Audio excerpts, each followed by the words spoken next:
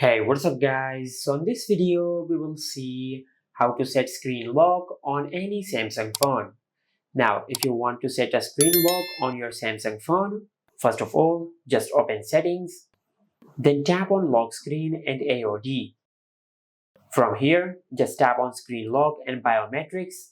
From here, just select any screen lock method which you like. You have the option of pattern, a password, or a PIN. For now, I will select the PIN, and from here, just create a PIN. Now, just make sure that the PIN must consist of at least 4 digits. Now, once you create your PIN, then tap on continue. From here, just select use anyway. Now, just enter your PIN one more time to confirm your PIN. Then tap on OK. From here, just tap on done, and once you do that,